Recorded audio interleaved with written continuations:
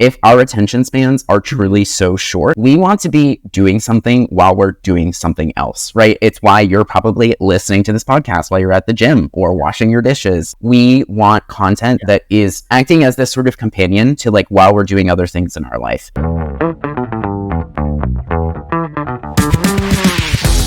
Nicky, welcome to the show. How are you?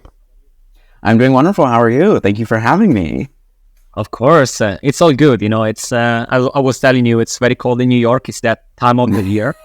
It's miserable time of the year, like, you know. So it's every year I'm like, I don't know if I'm ready for that. But then, you know, I'm okay. But you are in LA, right? Yeah, sunny, warm, 70 all year. That's when I move. Okay. That's what we pay for. Stop it there, please. Nicky, thank you. Enough. I cannot take it today with all this terrible weather. So I'm very, very happy. I love going sometimes to LA for that. Tell us a bit more about yourself. Usually I ask these to every guest using the map that is called the mission, the achievements, and the purpose. My name's Nicky. I am a creator. I've been doing this for a little over 2 years now. But I moved to LA 3 years ago. I used to work for BuzzFeed, actually. I was a social strategist there. It was like my first job out of college, and I worked in their entertainment vertical. So anything that touched like movies, entertainment content, any of the celebrity content, anything like that. And they brought me on to be, I honestly think this is like right when TikTok started. Like I graduated in the pandemic. So I think that they were just like, we need a Gen Z kid to like figure this out. So that's what I did there. And then after a year of like, I was working on like the organic brand or like brand management, that type of side. I switched into their like influencer marketing side. So like they're a media company. So it's not like an agency. So it doesn't fully work the same way. It was great. But also I always knew that I wasn't going to be there forever. And that was never my goal. I've always wanted to be an entrepreneur. So that's when I started posting. And after about 2 years of doing that, I finally like started gain some traction with it, and I quit my job 6 months ago. So I make videos about like the creator economy, marketing, music, and movies. Honestly, I'd say we're like my four corners of kind of what I do. So going back to like what you said about mission and purpose too, like I think a big reason I started this was I really felt like my college experience in terms of anything in regards to like the creator economy or like what social media and marketing actually looks like was so not reflective of like what I actually did in the real world. That always bothered me. So I really like got inspired to make educational content. Like pretty much everything I make is educational in some way. And I'm really, really passionate about finding ways to make education on the internet free. Because I think that people don't realize that like this is a career path. Like I started doing this. I started posting with the intention to do this as a full-time job. And like, did it take me 2 years? Yeah, but I'm doing it now and it's been great. And I'm a lot more successful at this than I ever was at any of my corporate jobs. You know, I think everybody thinks that like virality is fully luck-based, and I could not disagree more with that. And I really just like want to, you know, empower college students and marketers and creatives and stuff to really like pursue their dreams. Any notable like achievements? I would say quitting my job was definitely a big one, and everything after that has been amazing. I started my own podcast with my friend Coco Moco. Like we had our first like 10 million view month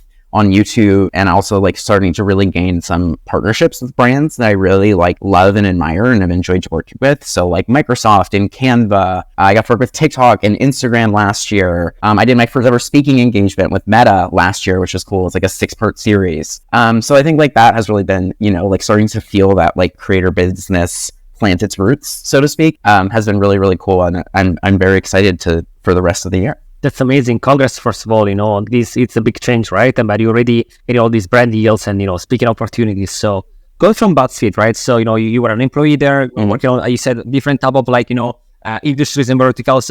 When you became a full-time creator, what was like that type of change? Were there any type of things that you were not expecting or you didn't think of as you started, something that, again, you were like, oh, wow, we didn't think about this, like a couple of things that people usually don't tell you when you want to become a full-time creator?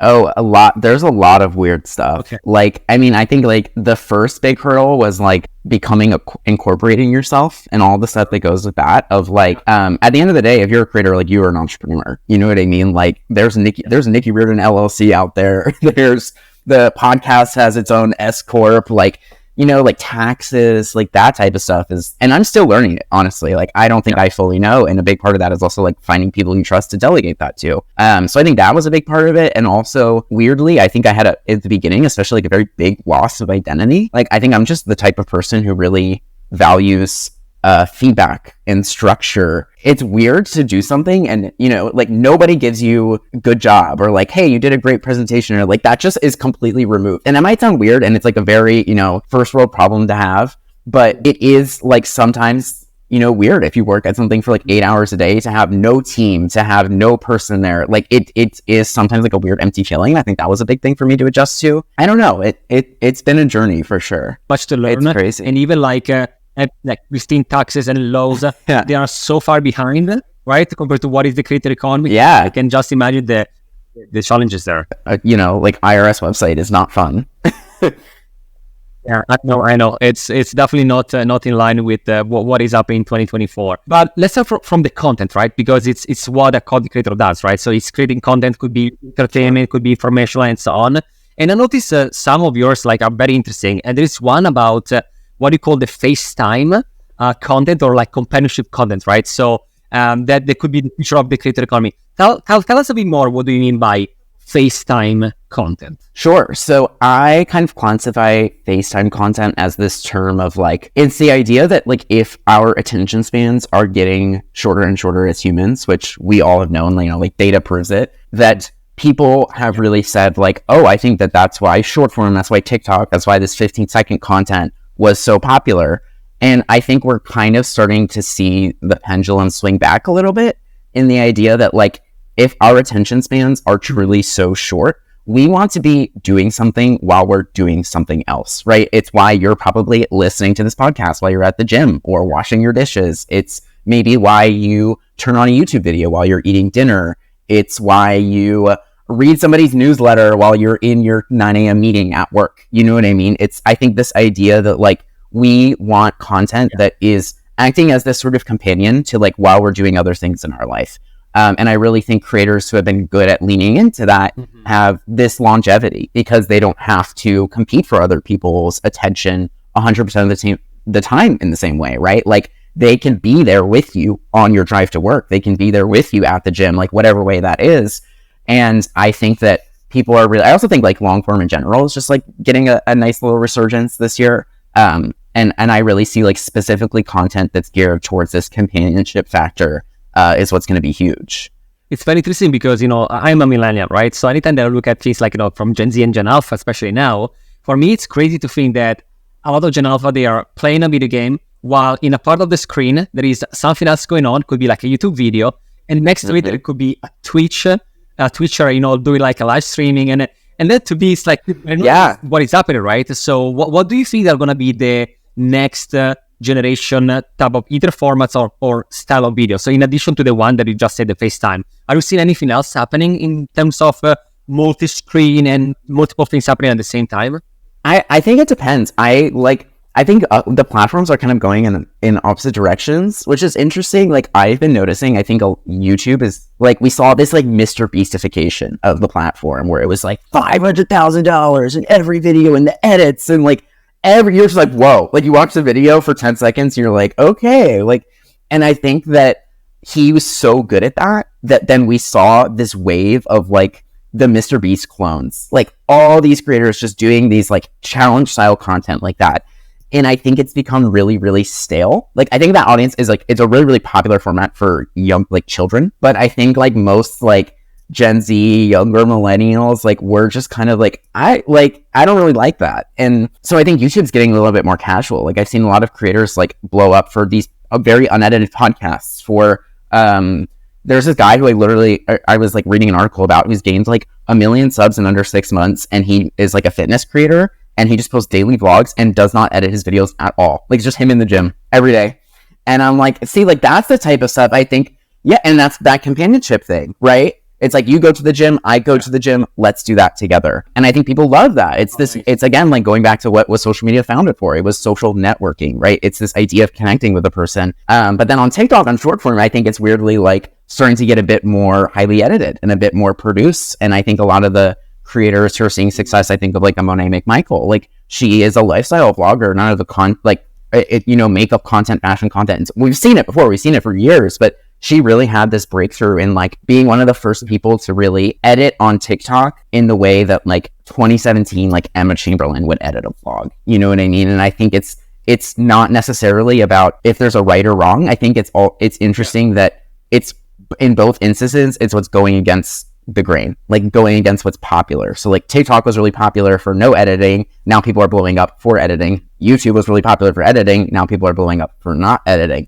which is interesting. Like I always think media swings like a pendulum, trends swing like a pendulum. And it's interesting to like identify that when it's happening and like how you can tap in as like a brand or a marketer or whatever to jump onto that. Is your brand ready to amplify its reach? Well, the Influencer Marketing Factory is here for you. We are a global influencer marketing agency helping brands ignite their growth. From influencer identification to campaign strategy, handling legalities and agreements, to managing shipping and logistics, we got you all covered. We work with hundreds of brands across different verticals, from Fortune 500 companies to direct-to-consumer brands. And we don't just stop there. With detailed ROI analysis, we help brands like yours measure success, transforming impressions into conversions. You can find us at theinfluencermarketingfactory.com or just searching the Influencer Marketing Factory on Google. It's very interesting what you say, because it reminds me of a long time ago. I don't remember who was that on YouTube a couple of years ago already. It was like that you said that sometimes when you create content, this was especially during the boom of new algorithms, right? It was saying this guy that sometimes content creators, they don't make anymore what they like, but what is popular, right? And so you get into the right of recreating exactly what you said, like this Mr. Beast identity, whatever you said before. I really the beastification, that's what I call it. Thanks for me with that. And that is actually what happens, right? So sometimes you don't make that anymore, and I do agree. Like now we're going to. There is always someone in this cycle that has to break it, right, and disrupt it, and be like, we change, completely the route because we want to again, get more, like authentic. I know this is overused as a word, but definitely more on the companionship type of content. And I also wanted to ask you something. So on top of it, right? So this is the content side, but then something else also that you said in your videos, right? You expressed like this importance also of building passive revenue stream, or at least multiple revenue stream in addition to the brand deal. Yeah. So tell me a bit more like how do you, first of all, how do you approach these? So you said before about brand deals, but I would like to understand a bit more also if you have other revenue stream, and also like how would you advise other creators when it comes to again maximize the revenue stream to minimize the risk of maybe not making a month because they didn't close a brand deal? I think passive revenue streams are having like a growing thing every year for years in the creator economy, but I think we're really starting it to culminate to like even larger scale businesses in some instances. You think of like a Prime or like a Chamberlain Coffee, and there's even much smaller scales of that. But going back to like this FaceTime content, like there's this one guy I follow who, this companionship content, he is a TikToker, but every single morning at 9 a.m. he does a live stream scheduled every single day where he wakes up and all he does is make videos about coffee. And he wakes up, he makes his morning coffee with the audience. They all drink it together. It's a 30-minute live. They chit chat. That's it. And then everybody starts their day. And he has now a coffee bean line. And it's like genius, right? Like talk about perfect product market fit, talk about having the target audience, talk about having an organic way to push the products. Like, I think we're going to see more stuff like that. I think, and it's going to depend on the creator too. Like, I make $0.00 from affiliate revenue, but there's some fashion girlies out there who are killing it, right? Because like what I do is not really tied to a product. It's tied to like a concept or music or marketing. So my more passive revenue streams have been one, TikTok created the beta program, which is something they started. It's like the start of passive revenue, also YouTube passive revenue. I do consulting. So like that's something I've done. I guess it's like not kind of passive. I don't know. I guess in my mind, I count anything that's not brand deals passive to me, but I do consulting for creators and music labels and agencies, like working with their creators, because that's what I used to do full time, and working with their campaigns or sometimes, like how they're pitching to a client and stuff like that, because I feel like they have seen value in me as like this bridge between somebody who knows what the annoying marketing, making a deck about impressions and reach and all that stuff, but also somebody who's like very integrated into this creative side of the industry, like what's happening now, what's happening with trends, and doing that. And since you said like verticals, so let's talk about that. Most majority have been like niche. You did another video about like the top 5 monetizable niches for creators. Which are they? Let's talk about like maybe anything between 2023 just finished and what do you see happening in 2024? Sure. So like the top 5 in my mind are like finance, tech, food, parenting, which is a different ethical conversation. And last is home decor. Those are like the 5 that I've been seeing like blow up, and also those creators are like raking it in from my experience. And I think like people always think of like fashion and beauty. I think that's what you think. Like if you close your eyes and think influencer, that's probably what you're thinking about. But we're seeing time and time again, like as this industry evolves, these brands realize the ROI of influencer marketing. Like you know what I mean? Like 3 years ago, Chase Bank wasn't doing influencer marketing campaigns, but Chase Bank was a client of BuzzFeed when I worked there. So like, it's interesting to see how these things change. And I think also these sorts of businesses like finance and tech and like, they're so hard to make good organic content about. Like, I don't know how somebody can get 100,000 views talking about like the processing speed of their laptop. Like, I could not do that. That is not my world.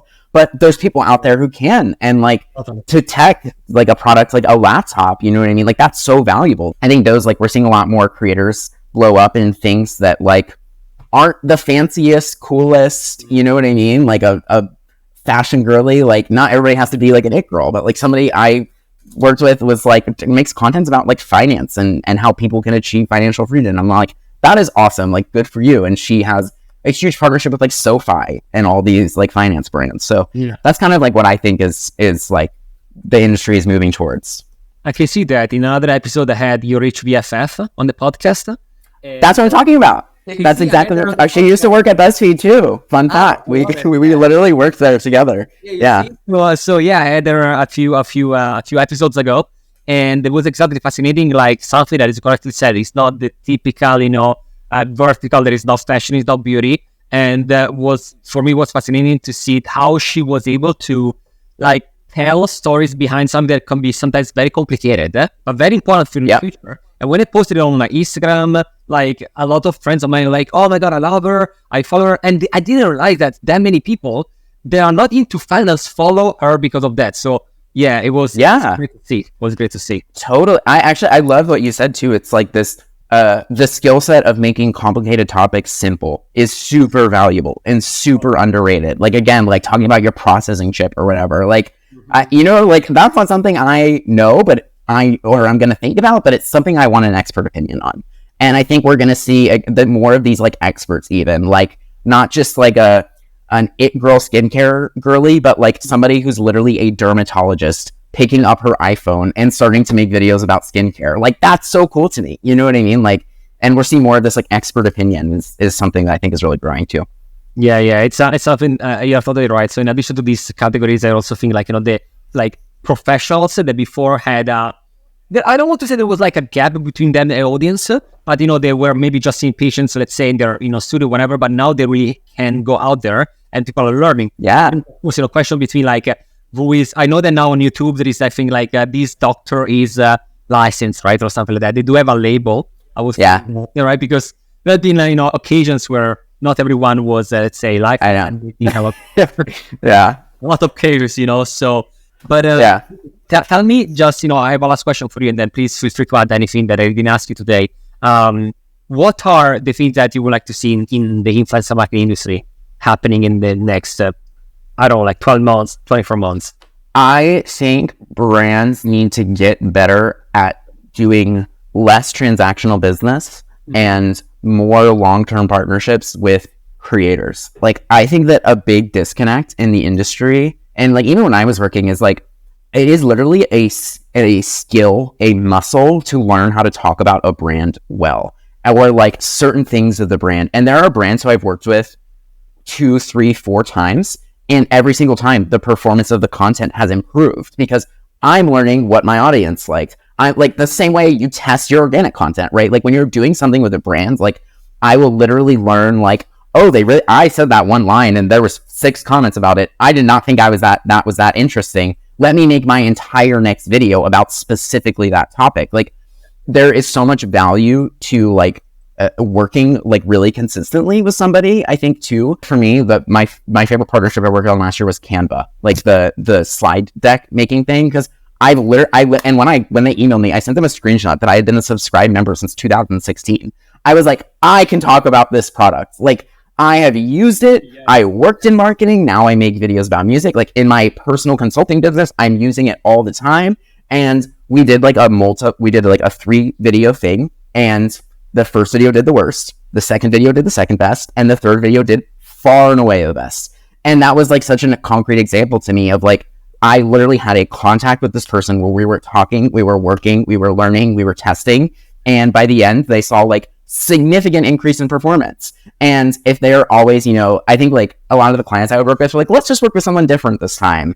Like there's just this desire to work with somebody new. But I think when you have somebody that you think is really, really talented or has like a specific angle on your business or your product or a use case, like whatever that is really invest in that person. And like you will see not just the same performance, but I think growing performance over time. And also like, if you only see one advertisement of something, even if it is organic, it can bounce back from your head, right? How many do we see every day? But you see the same person very passionate about that and talking about, specific thing for 3, 4, 5 times. Then maybe the 5th time I will be very convinced. And even if I'm not yet, I'm cool, right? Because it's the 5th time that Nicky tells me about Canva, right? So let me really check it out about this new feature. If you only talk about that once, it might work, but you know what I mean? Exactly. And then also there's the chance that a competitor swoops in and then it's going to look like they didn't really care about it the first time. But if they talked about you 5 times and a competitor once, everybody knows who they really like value. You know what I mean? Nicky, thank you so much for joining me today. This was amazing. Thank you for having me. It was such a pleasure to talk with you. This was the Influence Factor by the Influencer Marketing Factory, and I'll see you next week.